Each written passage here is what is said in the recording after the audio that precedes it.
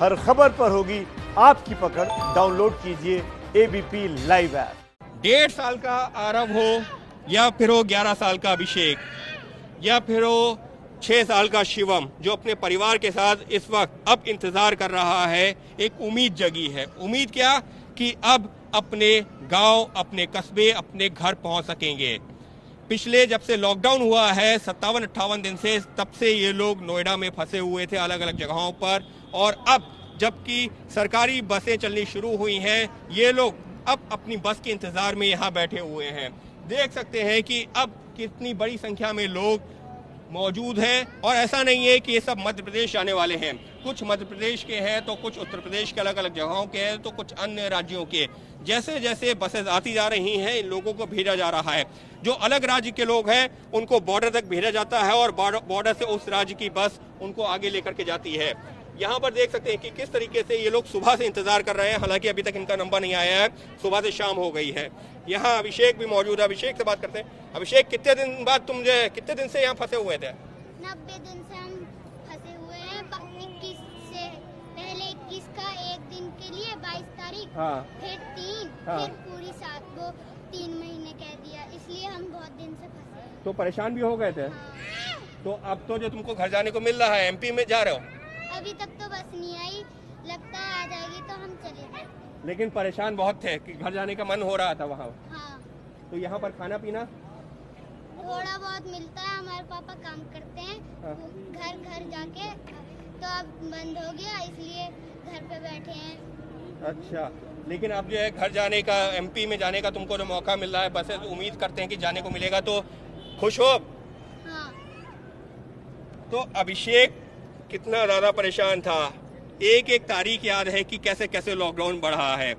अभी भी पिता उसके हैं, वो काम करते हैं, इस वजह से काम काज बंद हो गया था और घर में खाने के रोजी रोटी का संकट खड़ा हो गया था। लेकिन अब आखिरकार वो दिन आया है जब सरकारी बस से इनको मध्य प्रदेश भेजा जा सकता है। इसी तरीके से यहाँ पर शिवम भी है। शिवम अपने परिवार के साथ में है। देख सकते हैं कि शिवम के परिवार वाले भी यहाँ पर मौजूद हैं। वो भी इसी बात का इंतजार कर रहे हैं कि कैसे अब इनको घर जाने का मौका मिले। और भी बहुत सारे लोग हैं। आप कहाँ फंसे हुए थे? होशियारपुर, नोएडा में ही। तो इतने दिन, पिछले 57-58 दिन कैसे निकले थे? क्योंकि अब आपको जो है एमपी जाने का मौका मिल रहा है। हाँ, मौका मिल रहा है। हाँ, तो आप सुकून है? हाँ, सुकून है।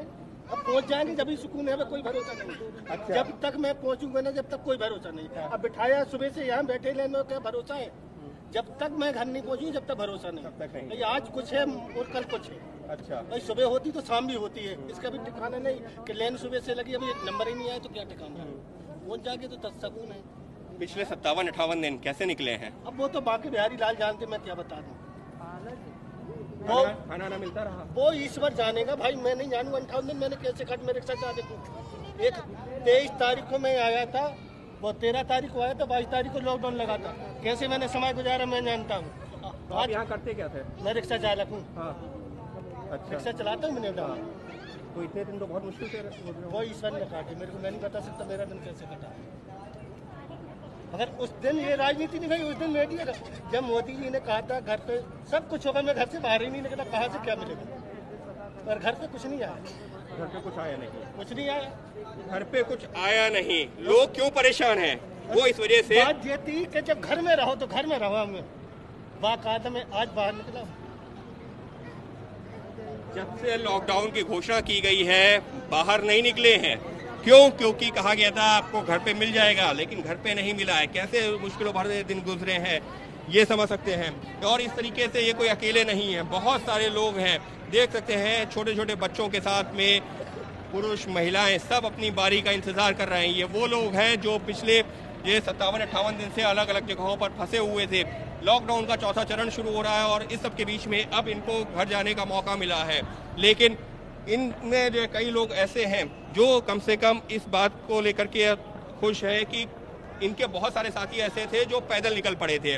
वो कहाँ पहुँचे नहीं पता, लेकिन इनको जो है कुछ दिन का सब्र का ये तो फल मिल रहा है कि कम से कम सरकारी बसेस से भेजे जाने की बात हो रही है। लेकिन फिर भी परेशानियां बहुत हैं। इनका ये कहना है कि जब तक हम अपने जो है निवास स्थान पर नहीं पहुंच जाते, गांव कस्बे में नहीं पहुंच जाते, तब तक हम जो है राहत की सांस नहीं ले सकते। लेकिन कम से कम इतना ज़रूर है कि अब इनको प्रशासन ने इनकी सुध ली है और इनसे कहा गया है कि आप लोग यहाँ इंतज़ार कीजिए और आपको सरकारी बसों से भेजा जाएगा।